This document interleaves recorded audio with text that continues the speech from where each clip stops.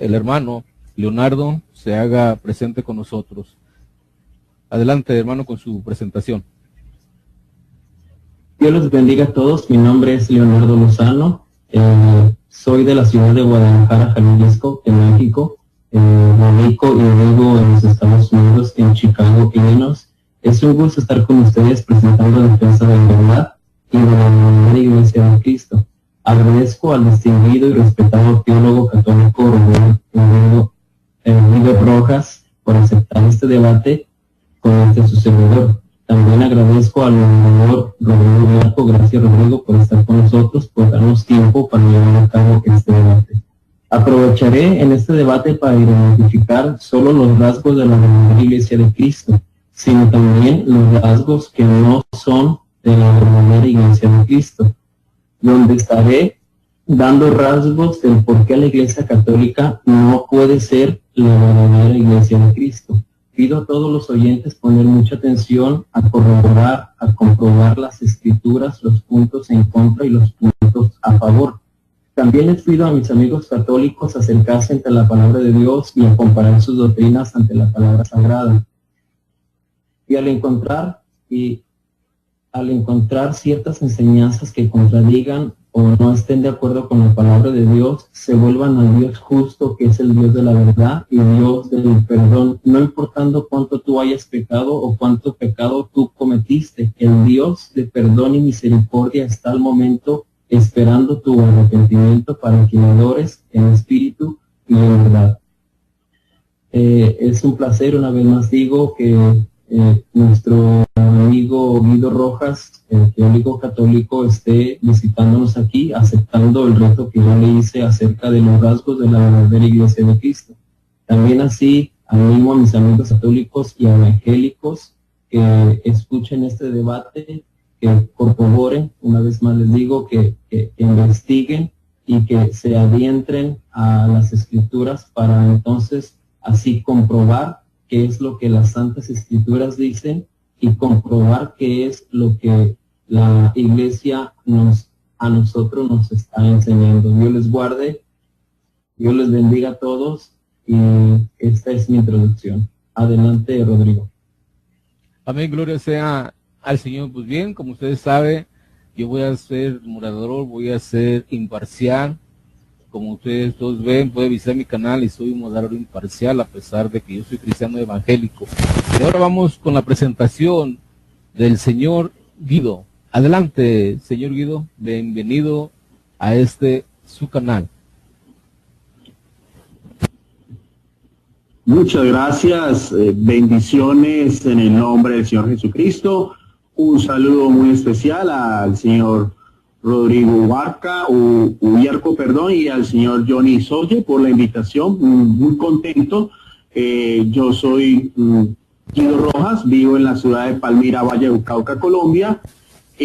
Soy teólogo católico de la Universidad Pontificia Bolivariana y pues desde hace unos 30 años me dedico precisamente a todo lo que es la apologética y especialmente lo que es la teología bíblica, las razones fundamentadas con la palabra de Dios, y muy contento de compartir.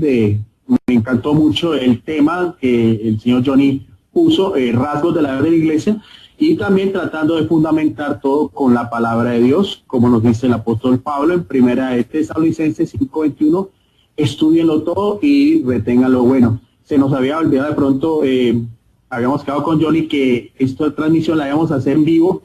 Lastimosamente yo soy nuevo en estas cosas, el señor Rodrigo lleva mucho tiempo, el señor Johnny también, pero entonces hubo un pequeño problema con la conexión, pero ya gracias al señor Johnny, que conoce todas estas cosas, bueno, estamos acá, vamos a hacerlo grabado y después se va a pasar el formato tal cual como habíamos dicho, ¿no? Todo lo que queda en vivo y después subirlo a YouTube y en eso a las diferentes foros, el foro del señor Johnny, Apologetas Católicos versus Apologetas Cristianos, y el foro mío, que también es un foro de debate abierto, que se llama Debates Cristianos Católicos versus otros cristianos. Entonces, muchas gracias por la invitación y empecemos cuando quieran.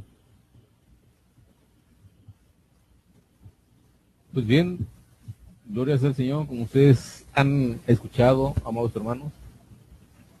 Pues vamos a dar inicio a este debate y ya los pusimos en manos del Señor y pues para eso va a iniciar con sus primeros 15 minutos el hermano.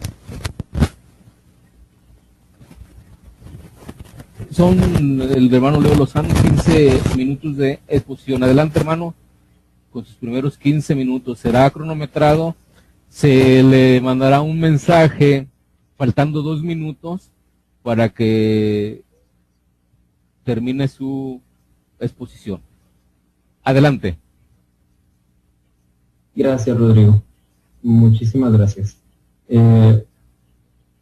También quiero yo decir que sí hemos tenido problemas técnicos y habíamos quedado el señor Guido Rojas y su servidor en transmitirlo en vivo. Desafortunadamente no pudimos hacerlo, pero lo estamos haciendo aquí cumpliendo nuestra palabra, tanto Guido como su servidor.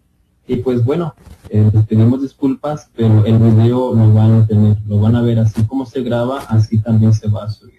A continuación presentaré los rasgos de la verdadera iglesia y identificaremos la verdadera iglesia a través de las escrituras, pero al identificar lo que es la verdadera iglesia, por consecuencia y por naturaleza, también se estará identificando quién no puede ser la iglesia verdadera, la de nuestro Señor Jesucristo. Primer rasgo de la verdadera iglesia. La verdadera iglesia nunca predicó que todos somos hijos de Dios. La Iglesia Católica a través del Papa dijo que todos somos hijos de Dios, pero ¿será esto cierto? Bueno, ese no es un rasgo de la verdadera iglesia de Cristo. La iglesia de Dios nunca predicó que todos somos hijos de Dios, al contrario, la iglesia de Cristo predica el arrepentimiento y la fe en el Salvador porque no todos somos hijos de Dios. La Biblia dice que nosotros los cristianos, cuando vivíamos sin Cristo, éramos enemigos de Dios, enemigos de ira. Efesios 2:3, usted lo puede corroborar, dice que el hombre sin Cristo era por naturaleza hijo de ira. Efesios 5:6 dice, nadie os engañe con palabras vanas, porque por estas cosas viene la ira de Dios sobre los hijos de desobediencia. Romanos 5:10, porque si siendo enemigos, y aquí dice Romanos 5:10 que si siendo enemigos, eso nos da a entender que nosotros en otro tiempo éramos constituidos enemigos de Dios. Lo dice así Romanos 5:10, porque si siendo enemigos fuimos reconciliados con Dios por la muerte de su Hijo, mucho más estando reconciliados seremos salvos por su vida. Juan 1:11 al 13 dice, a lo suyo vino, pero los suyos no lo recibieron. Mas a todos los que le recibieron, a los que creen en su nombre, les dio potestad de ser hechos hijos de Dios, los cuales no son engendrados de sangre, ni de voluntad de carne, ni de voluntad de varón, sino de Dios. En esta tarde el señor Guido Rojas, como teólogo católico, tendrá que tomar una decisión. O acepta que todos somos hijos de Dios, como lo dice la Iglesia Católica por medio del infalible Papa, o acepta lo que la palabra de Dios dice, que no todos somos hijos de Dios. Segundo rasgo de la verdadera iglesia de Cristo. La verdadera iglesia de que a un solo mediador, y es Cristo. Primera de Timoteo 2:5 dice, porque hay un solo Dios y un solo mediador entre Dios y los hombres, Jesucristo hombre. No así la Iglesia Católica, pues esta organización tiene varios mediadores. Así pues, Cristo no es el único mediador de la Iglesia Católica. Y cuando digo mediador, no digo intercesor, digo mediador. La Iglesia Católica tiene varios mediadores, pero la Iglesia verdadera de Cristo solamente tiene a un mediador. Ese rasgo de la verdadera Iglesia de Cristo. La verdadera Iglesia de Cristo tiene solamente a un abogado ante Dios. Primera de Juan, capítulo 2, versículo 1, dice, hijitos míos, estas cosas os escribo para que no pequéis. Y si alguno hubiere pecado, abogado tenemos para con el Padre, a Jesucristo el justo. Entonces vemos que Jesucristo, quien es justo, es nuestro abogado. Ahora bien, la Iglesia Católica también tiene varios abogados. Cuarto rasgo de la verdadera Iglesia. Jesús nos purifica de todo pecado y no un purgatorio como la Iglesia Católica enseña, que Jesús no purifica de todo pecado y para eso se ha formulado el purgatorio. Es necesario entender que la verdadera Iglesia de Cristo no tiene a dos purificadores, no tiene a Jesús y no tiene al purgatorio, siendo Jesús un purificador imperfecto que no purifica en su totalidad al pecador, y el purgatorio siendo el purificador definitivo y no Cristo. Aunque la Biblia menciona a un solo purificador de pecados, nuestro Señor Jesucristo, y la Iglesia Católica predica que Jesús no purifica totalmente, sino el pecado. ¿Quieren leerlo? Esperemos que nuestro distinguido Guido Rojas cite el catecismo de la página 796. Por ese muerto y con pecados veniales, o sea, de menor rango a los pecados mortales, tiene que proceder e ir al segundo purificador, que es el pueblo, sufrirá por un tiempo indefinido y que hasta el día de hoy la Iglesia Católica no sabe si es un estado o es un lugar en purgatorio. Como hemos escuchado varios apologistas, uno que es un lugar y otros por otro lado diciendo que es un estado. Por eso la verdadera Iglesia de Cristo tiene solo a Jesús como el único purificador y perdonador de todos los pecados. Y esto no lo digo yo, esto lo dicen las Santas Escrituras en Colosenses capítulo 2, versículo 13, y en el libro de Efesios capítulo 4, versículo 32. Quinto rasgo de la verdadera Iglesia de Cristo. La verdadera Iglesia de Cristo está fundada en Dios mismo. La Iglesia Católica no puede ser la Iglesia de Cristo porque la Iglesia Católica está fundada en un hombre mortal que tiene que padecer la muerte por el pecado. Y en 1 Corintios 3 dice, porque nadie puede poner otro fundamento que el que está puesto, el cual es Jesucristo. Yo invito a los amigos católicos a entender el contexto y entender la figura que Pablo está usando. En esta figura, el apóstol Pablo está usando la construcción, donde pone a Cristo como el único fundamento. Y la Iglesia Católica tiene a Pedro como el fundamento, usando el libro de Mateo capítulo 16, versículo 18, cuando el Señor Jesús le dice, y de cierto te digo que tú eres Pedro, y sobre esta roca edificaré mi iglesia. Así pues, tienen al primer Papa, el primer vicario de Cristo. Esto nos prueba que la Iglesia Católica no es la verdadera Iglesia de Cristo, pues no está fundada en Dios, sino en personas que murieron y en personas que morirán. Ahora bien, en contraposición, la muerte de los papas es una prueba que les testifica que no pueden ser los fundamentos. Por más que hagan miles de sucesiones y miles de imposiciones de manos, los papas tendrán que morir y tendrán que escoger otro supuesto fundamento, dejando en evidencia que el tiempo pecador no puede ser fundamento en la Santa Iglesia de Cristo. Pues ser de la Iglesia romana, pero no puede ser de la Iglesia romana, pero no puede ser de la verdadera Iglesia de Cristo. Contrario al Salvador y fundamento que es nuestro Señor Jesucristo, quien resucitó venciendo la muerte desde sus adentros. El Rey de Reyes y Señor de Señores nos testifica que el fundamento es Dios y que la Iglesia está fundada en Cristo mismo, el vencedor de la muerte, nuestro precioso Salvador, y la Biblia nos lo testifica. Podemos tener pruebas que nos avalan que es Dios el fundamento de la Iglesia y no es el hombre. Jesús es el que santifica. Jesús es el que justifica. Jesús es el que rescata. Jesús es el que perdona los pecados. Jesús es el que limpia las conciencias.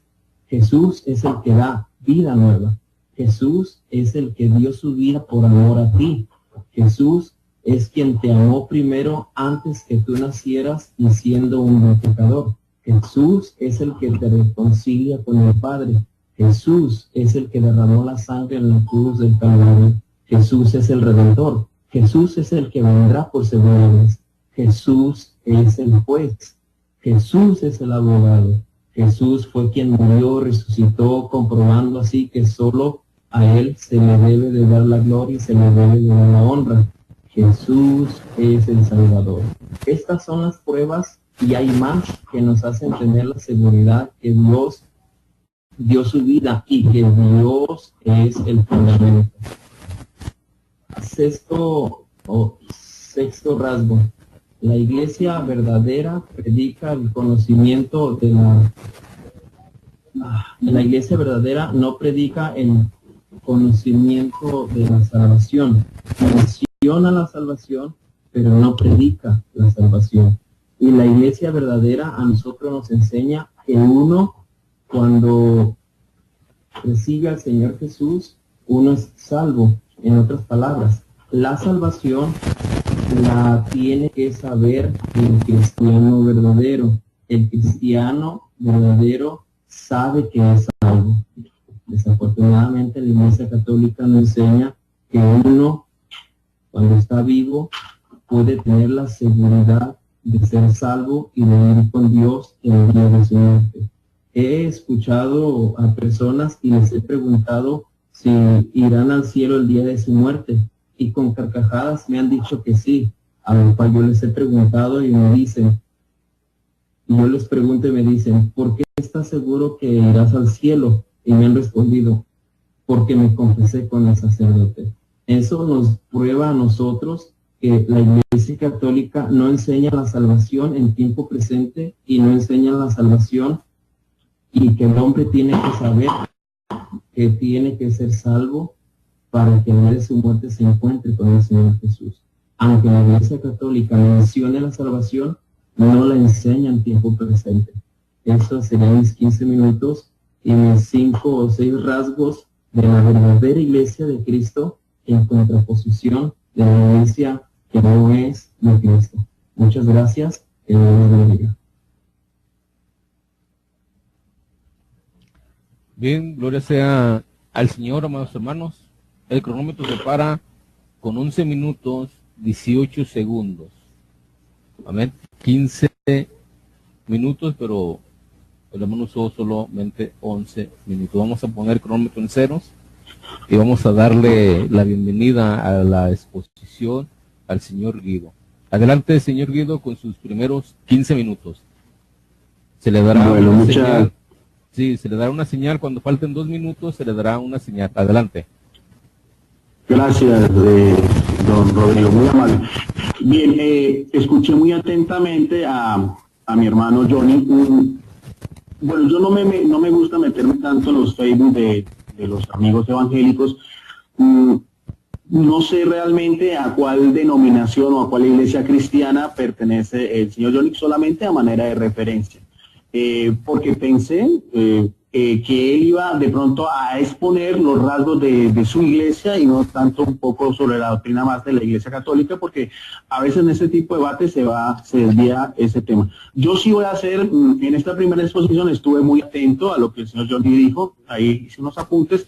Voy a hacerlo de la palabra de Dios con esta Biblia. Siempre me encanta mostrar las Biblias que utilizo. Esta es la Biblia de estudio Thompson, es una Biblia evangélica, es de las muchas que yo estudio, más de 25 versiones de Biblia. Me gusta tener tanto Biblias católicas como evangélicas, algunas con comentarios, otras a veces utilizo comentarios de biblistas, de teólogos y de pastores protestantes. Esta vez solamente voy a hacer rasgos de la verdadera iglesia basados solamente en la palabra de Dios. Y el primer texto que voy a hacer referencia, y que tal vez es el punto más de discordia entre católicos y evangélicos, es que el hermano Johnny lo citó, el Evangelio de Mateo, capítulo 16. Había que analizar punto por punto los versículos, el diálogo que tiene Jesús con los apóstoles y después la confesión de Pedro. Eso es, en todas maneras, lo importante es que en todas las Biblias aparece la confesión de Pedro. Inclusive hasta los exégetas y teólogos protestantes, algunos decían que ese texto había sido añadido pero realmente se demuestra que de los originales o de los escritos papiros más antiguos, los códices, aparece. Quería aclararle, bueno, el señor Johnny dice que ha debatido con otros católicos. Yo soy un teólogo certificado y llevo 30 años en eso, entonces yo he estudiado el catecismo de la Iglesia Católica, he estudiado el concilio, o sea, las declaraciones oficiales de la Iglesia, y para la Iglesia Católica el fundamento es Cristo. Nosotros nunca decimos que el fundamento es Pedro, o que la Iglesia Católica es la Iglesia de Pedro, no, es la Iglesia de Cristo en la confesión de Pedro. Pero leyendo la palabra de Dios, me llama mucho la atención, siempre me llama mucho la atención en esta perícopa, en el verso 18, cuando Jesús le dice a Pedro, le dice: tú eres Pedro y sobre ti edificaré mi iglesia, la iglesia de Cristo, y habla en singular. La primera vez que Jesús utiliza el término eclesia, asamblea, congregación, lo hace a nombre propio de su única y verdadera iglesia, después de la confesión que da Pedro, que dice que venía de lo alto, del mismo Dios con la aprobación, pero me llama mucho la atención que dice: y las puertas del Hades no podrán vencerla. Ese punto de que las puertas del Hades no podrán vencerla, no he visto muchas veces. Me gustaría conocer de pronto la opinión de Johnny o algún otro biblista o apologista evangélico, porque realmente yo noto en esa confesión dos cosas importantes. Primero, que Jesús sí fundó una iglesia, y esa iglesia históricamente tiene que tener 21 siglos, desde que Jesús vino al mundo y todas esas cosas. Esa iglesia, a pesar de todos los pecados que usted quiera, divisiones, cismas, persecuciones y todas las debilidades humanas, Jesús nunca dijo que en esa iglesia no iba a haber pecado. Lo único que promete Jesús, que es palabra de vida eterna, porque Él es el Hijo de Dios, dijo que las puertas del infierno no podrán vencerlo. Entonces, para mí la primera característica que es saber que Jesús sí fundó una iglesia, es su única y verdadera iglesia, que tiene que haber existido durante 21 siglos, y que esa iglesia, a pesar de todo lo malo de los seres humanos, a pesar de las divisiones, como le dije, los cismas, los pecados, las guerras que se han hecho en el nombre de Jesús, va a estar hasta el fin del mundo. Otra característica que me llama mucho la atención en la palabra de Dios, y que es un mandato de Jesucristo, porque yo dije que me iba a basar en que la iglesia nosotros llama iglesia una, santa, católica, apostólica. Es santa por nuestro Señor Jesucristo, es una porque Él mismo la funda, y es católica precisamente en una declaración que da Jesucristo en el libro Los Hechos de los Apóstoles, antes de regresar a la presencia del Padre, que lo encontramos en Hechos 1:8. Es muy importante porque el mismo Jesucristo dice: recibiréis poder. Le está hablando a los apóstoles, la última indicación antes de regresar al cielo, dice: recibiréis poder cuando haya venido sobre vosotros el Espíritu Santo. Este término del Espíritu Santo es muy importante porque Jesucristo lo había prometido anteriormente, que su iglesia, su única y verdadera iglesia, tendría la asistencia plena del Espíritu Santo. O sea que hay otro sello característico, que es una iglesia que tiene también una protección divina, que nosotros sabemos que lo recibieron los apóstoles en Pentecostés y que siempre ha tenido que seguir hasta en el transcurso de los siglos, porque así no lo prometió Jesús. Y sigue diciendo: y seréis testigos míos. Ya no somos testigos de Jehová o testigos de Yahvé como era el pueblo judío, sino que somos testigos de Jesús, porque reconocemos también, al igual que todos los cristianos, que Jesucristo es el Salvador. Él es el único mediador, Él es la cabeza de la iglesia, Él es el soporte de la iglesia. Jesucristo muere en la cruz, su sangre redime a toda la humanidad. Él es el Cordero de Dios y todo lo que usted quiera. En la Iglesia Católica se exalta eso, en la oración que nosotros hacemos el domingo, en el credo: creo en Jesucristo, su único Hijo, nuestro Señor. Y dice también: serán testigos míos, y empieza en el orden geográfico en Jerusalén, la capital religiosa donde se inicia la iglesia cristiana, y donde estaba el templo de Jerusalén, donde Jesucristo fue crucificado, y donde en el monte Calvario, donde resucitó. Y sigue diciendo Jesús: en Judea. El decir Judea, si nos vamos a ver en el contexto histórico, se estaría refiriendo en primer lugar a los judíos, porque sigue diciendo en Samaria. Si nos situamos en el contexto histórico, Jesús dice que sean testigos. Primero, en Judea equivalía a los judíos, netamente una provincia judía, donde también estaba el Sanedrín, el Consejo de Ancianos, las escuelas rabínicas. En Samaria sabemos que los judíos y los samaritanos no se querían, pero ya la salvación los va a coger a ellos. Esa iglesia también va a tener un carácter no solamente judaico, como era la promesa del Antiguo Testamento, abarca también a los samaritanos, y también dice algo muy importante: y hasta los confines de la tierra. Estos confines de la tierra, bíblicamente hablando, históricamente hablando, que abarcaría todas las naciones, los que eran los llamados goínos, los paganos. O sea que es una iglesia que funda Jesucristo, tiene la asistencia plena del Espíritu Santo y tiene que dar a conocer ese mensaje de salvación hasta los confines de la tierra. Es por eso que nosotros los católicos decimos que nuestra iglesia es universal, porque tiene un mandato universal o tiene unas características universales de dar a conocer la palabra de Dios, precisamente como Jesús lo manda, especialmente los evangelios, a través de todos los tiempos y en todas las naciones.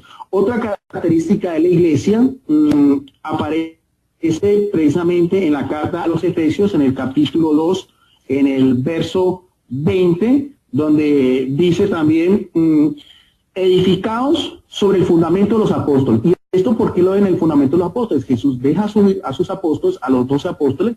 Sabemos que Pedro era la cabeza de los apóstoles, es el primero que aparece en la lista de los apóstoles. En el libro de los Hechos de los Apóstoles, los 5 primeros capítulos es Pedro, es el primero que habla en Pentecostés, es el primero que bautiza a uno judío que es Cornelio, es el primero que da testificación, cura con su sombra, en fin. Y sigue diciendo, sobre el fundamento de los apóstoles y profetas, y aquí algo muy importante que quería aclarar el señor Tony, siendo la piedra del ángulo Jesucristo mismo, es la iglesia de Jesucristo.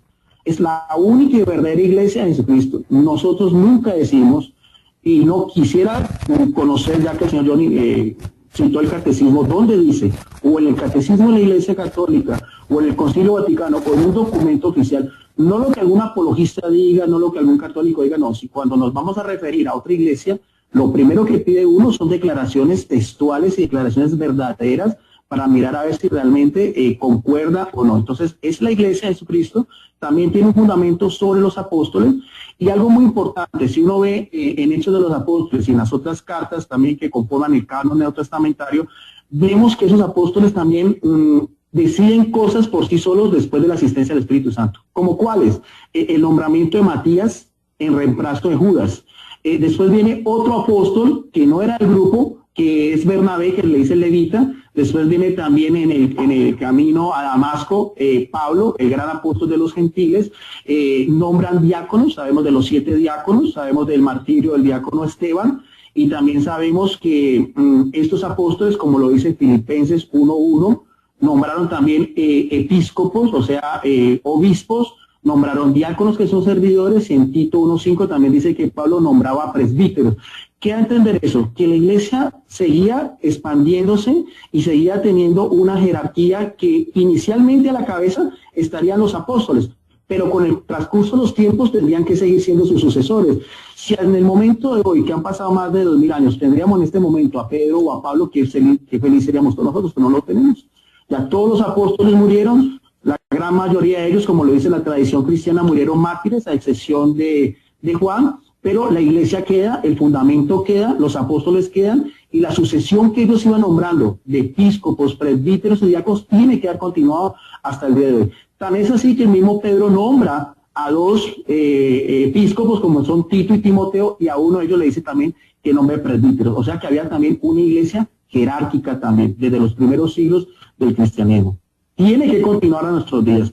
He escuchado muchas veces a hermanos evangélicos que dicen varias cosas con respecto a la iglesia de Cristo. Unos sectarios dicen, tipo testigos de Jehová, tipo mormones, tipo los de la luz del mundo, que la iglesia de Jesucristo murió o se apostató en el primer siglo con la muerte de Juan. Otros dicen que había, lo escuché una vez de un hermano bautista, nunca me lo pude mostrar, que había una iglesia remanente, una iglesia ahí como medio escondida y que siempre ha existido. Nunca me pude mostrar las bases bíblicas o históricas donde se habla de una iglesia remanente. Hay otros que dicen que precisamente la iglesia es la funda, la iglesia católica viene de Constantino en el siglo IV, y hay otros que dicen que esa iglesia apostató y que dio el salto mortal hasta el siglo XVI con Martín Lutero y con todos los reformadores, porque el mismo Martín Lutero quería volver a los inicios de lo que era la iglesia primitiva. Entonces, de todas esas 4 hipótesis que se manejan, ¿cuál de todas esas es?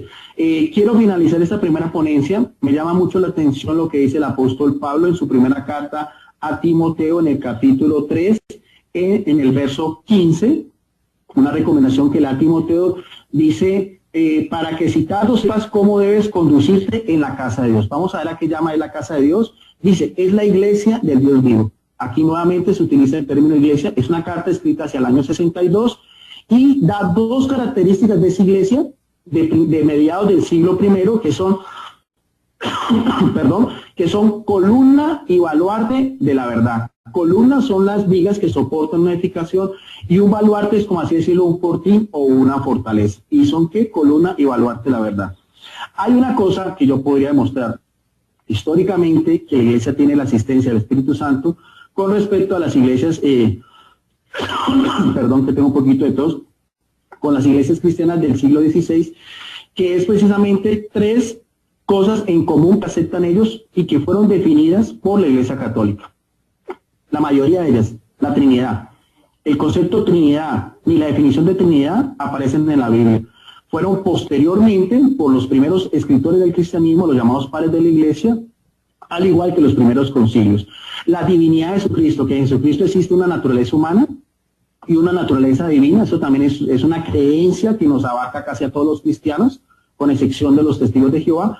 Eso también lo definió un obispo católico, Atanasio, la definición teológica, en el siglo IV. Perdón. Y, perdón, me tomo un poquito de agua. Y la tercera, que me llama mucho la atención, que tiene que ver con Martín Lutero, es el canon neotestamentario. Martín Lutero en el siglo XVI, Martín Lutero en el siglo XVI, con respecto a los 27 libros del Nuevo Testamento, aceptó el canon de la Iglesia Católica que se había dado en el concilio en unos primeros concilios en el siglo IV, en el concilio de Cartago. Incluso él, en su teología, que está en contra de la epístola de Santiago, la llamaba el Evangelio de paja, no quiso ni siquiera quitarla, al igual que tampoco le gusta mucho el Apocalipsis. Aceptó los mismos 27 libros que son después de Constantino, en el cual yo puedo mostrar que el Espíritu Santo estaba en esa iglesia, que definió esas tres verdades que son primordiales y que yo sé que el señor Johnny las acepta, que son la Trinidad, o sea, la definición como tal de la Trinidad, la divinidad de Cristo y el canon de los 27 libros en lo que es neotestamentario. Hasta aquí mi primera ponencia.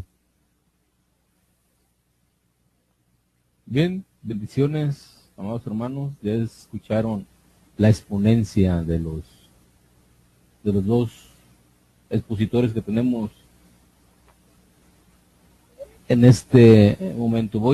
Vamos a dar inicio con 10 minutos de réplica, iniciando el hermano Leo.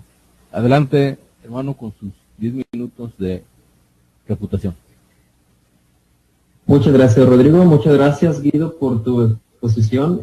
Muy buena tu exposición. Pero aquí quiero comenzar que Rodrigo comienza diciendo que él no sabe a qué denominación pertenezco. Yo soy bautista.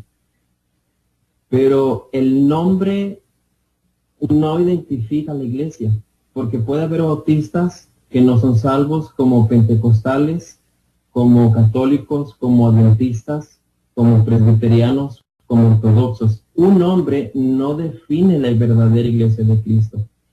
Lo que te va a definir como iglesia de Cristo está escrito. Y la palabra de Dios, no yo, ni el hombre, nos enseña en el libro de Juan, capítulo 1, versículo 11 al 12, sino, estoy seguro que es Juan 1, 11 al 12, dice, a lo suyo vino, pero los suyos no lo recibieron, mas a todo aquel que lo recibió, no, mas los católicos, no. La palabra de Dios dice, mas a todo aquel que lo recibió, Dios le dio hijo de Dios, los cuales no son engendrados de carne, ni de sangre, ni de voluntad de varón, sino de Dios. Ser iglesia de Cristo es voluntad de Dios y no del hombre. También noté que Guido tocó el tiempo. Una cosa muy importante es que el tiempo no identifica que seas iglesia. Porque tú puedes tener los 21 siglos, o 20 siglos, 19 siglos, o pudiste haber sido ayer una persona no cristiana, y hoy recibes al Señor Jesús como tu Salvador, y hoy es ser tu hijo de Dios, y por consecuencia, iglesia de Dios. Porque la iglesia de Dios no es un edificio. La iglesia de Dios son personas que han sido lavadas con la sangre de Cristo y han recibido al Señor como su Salvador. Ahora bien, La Biblia está repleta de la enseñanza de ser salvos en tiempo presente y de que las personas tienen que saber en tiempo presente, o personas vivas tienen que saber que son salvos. Este es un rasgo de la verdadera iglesia de Cristo. El tiempo a ti no te va a dar la seguridad de que tú seas o pertenezcas a una congregación que es la verdadera iglesia de Cristo.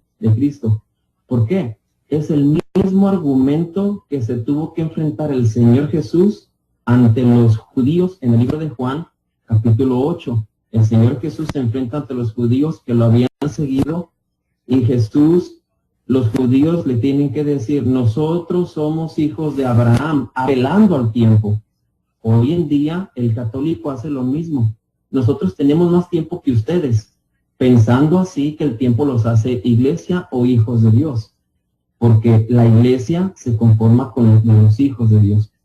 Pero así como el Señor Jesús le responde: si vosotros fuesen los hijos de Abraham, o sea, si de verdad ustedes tienen el tiempo y son los hijos de Abraham, y a través del tiempo pueden seguir las sucesiones, las obras de Dios entonces harían.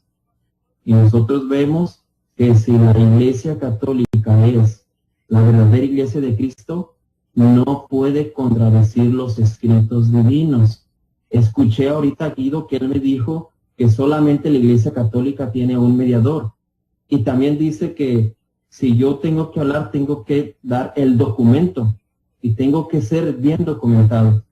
El catecismo de la iglesia católica, numeral 969, dice que María es mediadora, no intercesora, mediadora. Pero la palabra de Dios, bendita y sagrada, a nosotros nos enseña en el libro de Primera de Timoteo, capítulo 2, versículo 5, que el único mediador es Cristo. Y el catecismo dice que la mediadora es María.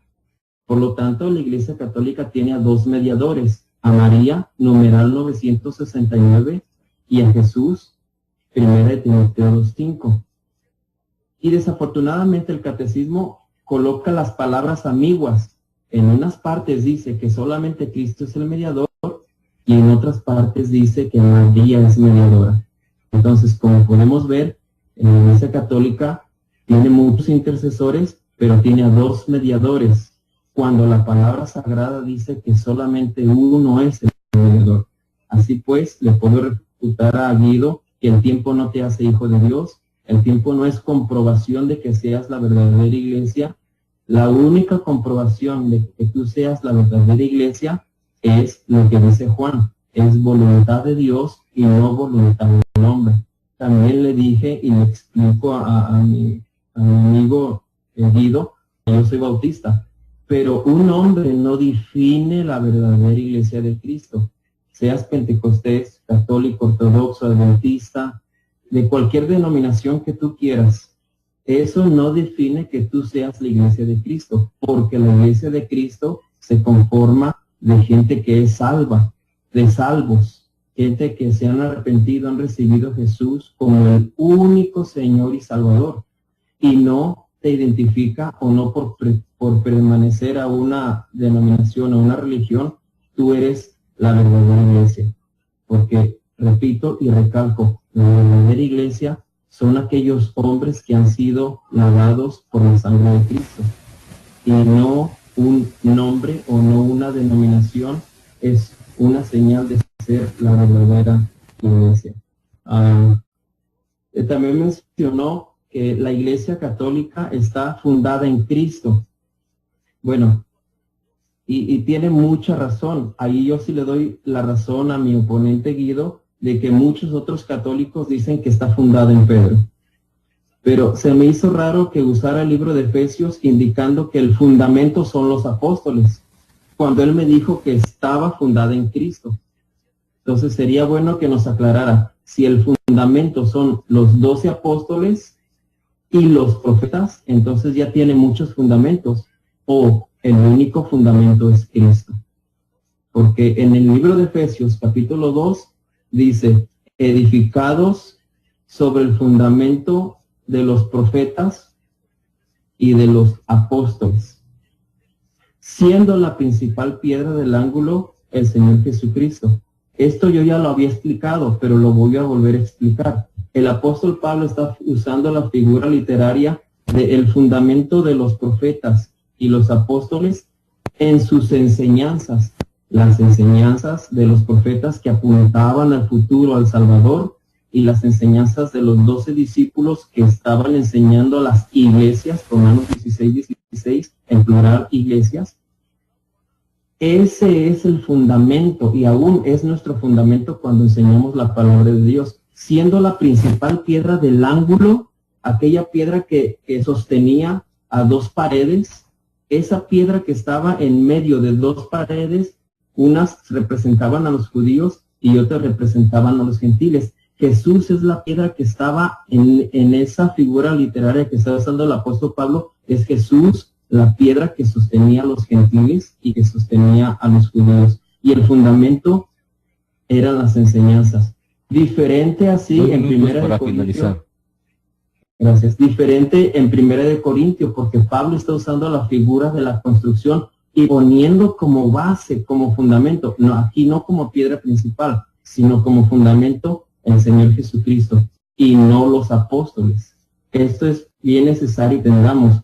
En el libro de Efesios, el apóstol Pablo menciona a los profetas y a los apóstoles como un fundamento, pero en sus enseñanzas.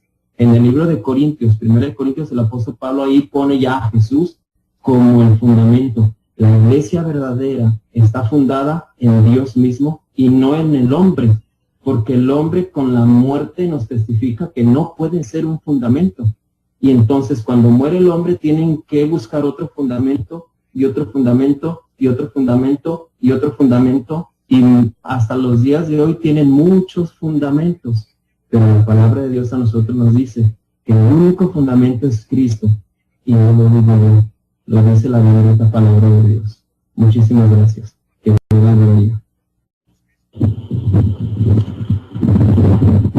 Se paró el cronómetro con 9 minutos, 16 segundos. Pues vamos con los 10 minutos del señor Guido. Sus 10 primeros minutos, 10 de refutación. Adelante. Bien, gracias.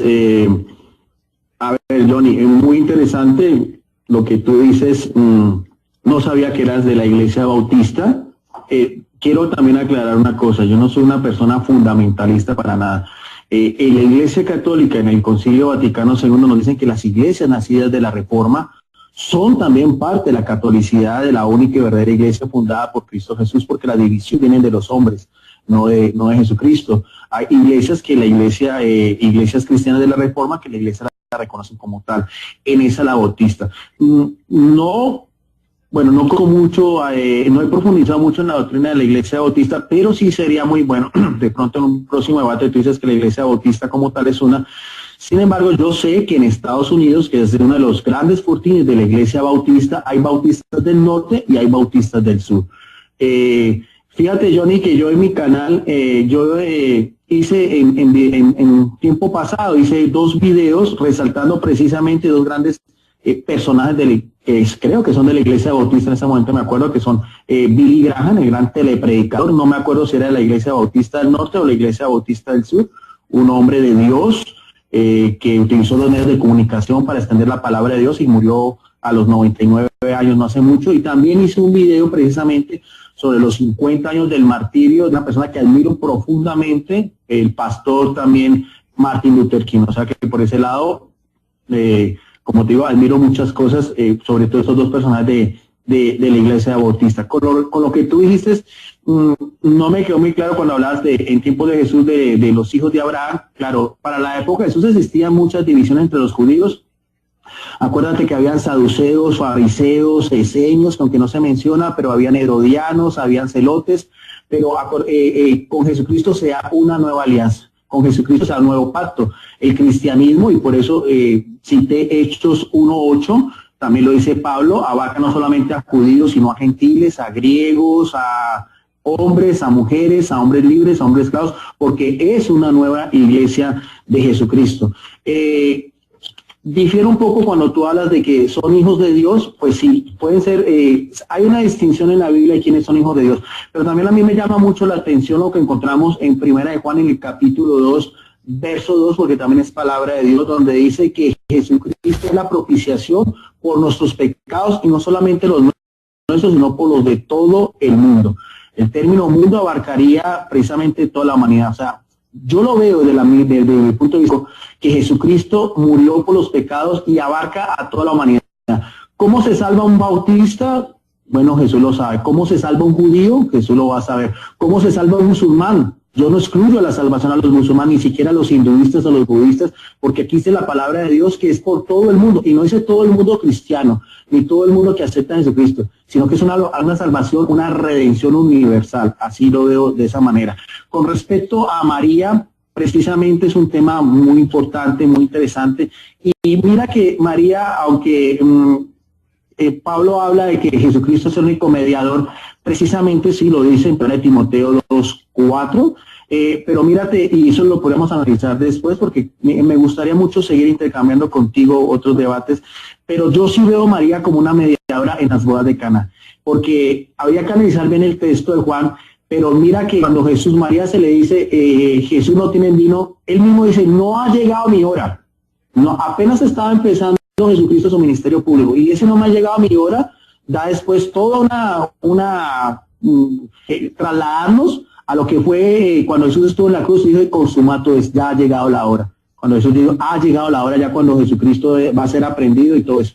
Pero Jesucristo adelanta la hora, que no era el tiempo de Dios, porque María se lo pide para interceder en las bodas de Cana. Yo sí veo ahí una clara intervención, porque Jesucristo sí hizo el milagro que María le pidió para otros. O sea que ahí se metió entre los hijos de Dios y de sus hijos, porque él mismo lo hizo, no había llegado mi hora, aún quebrantando la hora en que el Padre iba a comenzar a actuar en Jesucristo. Eso lo veo yo desde un punto de vista precisamente de la teología católica. Sobre el tema del purgatorio, es una creencia netamente de la Iglesia Católica, que está pues apoyada en lo que nosotros también creemos, lo que es la tradición cristiana. Para la Iglesia Católica no es solamente la Biblia, sino también la tradición cristiana, que sería otro tema también aparte, porque ya son más de orden doctrinal, el tema verá rasgos de la Iglesia. Y sobre los apóstoles, claro, Jesucristo, acordemos que escoge 12 apóstoles que representan a las 12 tribus de Israel, pero lo dije yo muy claro, y eso aparece en todos los evangelios. De esos apóstoles, el primero que siempre aparece es Pedro. Al primero que le da las llaves, Johnny, en Mateo 16-19, es a Pedro. Dice, a ti, solamente a ti te doy las llaves del reino de los cielos.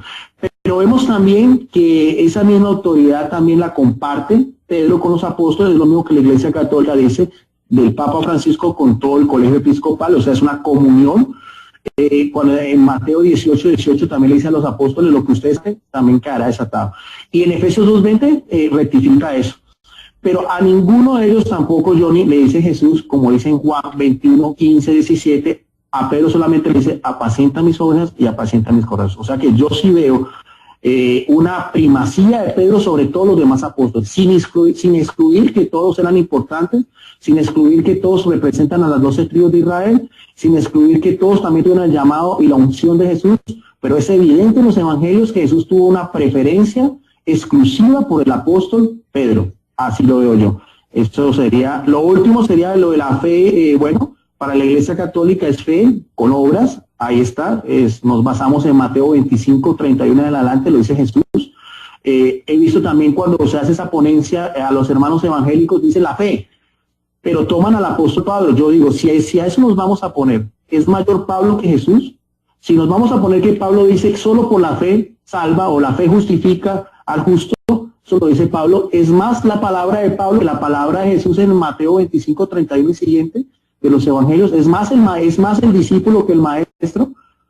Yo veo que cada texto de la Biblia hay que mirarlo en su contexto y a quién iba dirigido cada carta. Eso es lo que se hace en exégesis, en hermenéutica bíblica, para mirarle la correcta interpretación del texto sagrado. Ese sería pues los puntos de contrapropuesta, y simplemente hay muchos otros temas pendientes. Me encantó la forma como tú debates, tu respeto, tu educación, tu altura, y de eso se trata, que sea de crecimiento para todos nosotros, y esa sería mi última ponencia antes de la despedida.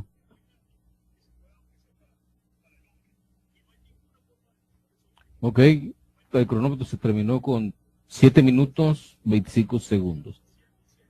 Pues hoy vamos con 2 minutos de despedida, cada uno de los miembros expositores, iniciando el hermano Leo. Adelante, hermano. Muchas gracias, Rodrigo. Voy a tener 2 minutos. Agradezco al teólogo Rodrigo Guido Rojas. Gracias por estar con nosotros, Guido, y gracias, Ubiarco, por también moderar este debate.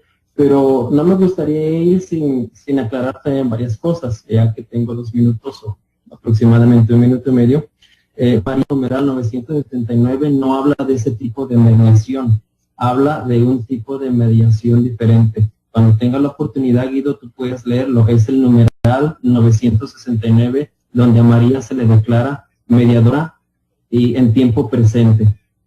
No está hablando de las bodas de Canaán, y también se le coloca ahí como abogada. En cuanto al tema de rasgos de la verdadera iglesia, sí. Cuando yo menciono los rasgos de la verdadera iglesia y hablo y toco el tema del purgatorio, la verdadera iglesia no tiene el purgatorio. De versículos se exponen ciertos versículos para tratar de decir que es el purgatorio, y sería bueno, si gustas, en el futuro poder dialogar o tener el debate acerca del purgatorio nada más.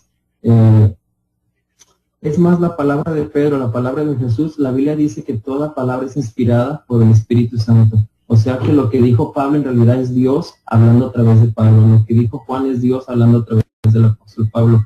Y es muy cierto, y ahí te doy la razón. Para eso hay que saber quién, cuándo, dónde, por qué, la cultura, a quién va dirigida la carta. Eso es parte de la hermenéutica, de la exégesis e exégesis también, que es muy bueno usarla cuando es debido. Y muchos otros puntitos más, pero se me terminó el tiempo. Una vez más, muchísimas gracias, Guido. A mí también me gustó estar compartiendo contigo, y esperemos que en un futuro podamos dialogar un tema en específico, y porque este tema en sí abarca muchos otros temas. Muchísimas gracias por estar con nosotros en Conociendo la Verdad. Una vez más, gracias a todos los católicos que nos escuchan y a todos los hermanos que también nos escuchan. Quiero mandar un saludo rapidito a Ángeles, a César, a Mario Galarza y a todos los hermanos que nos escuchan también. Dios les bendiga y les guarde. Y antes de decir eso, la Iglesia de Cristo no la pertenece un hombre, o un hombre no está pertenecida en la Iglesia de Cristo. La Iglesia de Cristo es todos aquellos que han sido lavados por la sangre del Señor Jesucristo. Dios les bendiga, Dios les guarde. Bien, pues vamos a finalizar con los últimos 2 minutos del señor Guido. Adelante, Guido, con sus 2 minutos. No, muchas gracias a Johnny por la invitación, a ti, Rodrigo, por haber sido de puente para esto, de moderador. Muy contento, muy satisfecho, edificado, como siempre, porque para eso es la palabra de Dios. Me gustaría mucho en un próximo también seguir intercambiando. Yo le había dicho a Johnny, claro que es su canal y todas las cosas, me gusta mucho el canal de él, pero a veces veo también precisamente eso. A veces es más bien a ver quién va a ganar, si es el católico, si es el evangélico, si hay purgatorio, si María tuvo más hijos. Bueno, esos temas son importantes también. Me gustaría mucho también, si hay una oportunidad, le decía yo a Johnny, le decía por el inbox también, hacer, más que debates, compartir sobre temas también que nos unen. Qué interesante ver que los foristas vean cómo un católico o un evangélico pueden hablar sobre temas, por ejemplo, como Jesucristo, o el ministerio público de Jesucristo, las parábolas de Jesucristo, la salvación, los evangelios, la Biblia, no solamente temas doctrinales, sino también cosas que nos unen. Me parecería interesante, y te dejo esa inquietud, Johnny, que pronto más adelante también se da. Sería muy bueno y muy edificante ver también cómo los cristianos, tanto cristianos católicos como cristianos bautistas o cristianos evangélicos, podemos también hablar de cosas que nos unen, no solamente las cosas que nos dividen, sino también las cosas que nos unen, porque en eso se demuestra el amor. Pablo lo dice en 1 Corintios 13:13. 3 cosas son importantes: la fe, la esperanza y el amor. Y de todas 3, la que debe sobresalir sobre todo cristiano tiene que ser siempre el amor. Bendiciones, muchas gracias, y que la paz de nuestro Señor Jesucristo nos cubra a todos nosotros. Muchas gracias por la invitación. Bien, bendiciones. Ha llegado a conclusión este conversatorio, este compartir o este debate. Esperemos que sea de edificación a sus vidas. Yo me despido.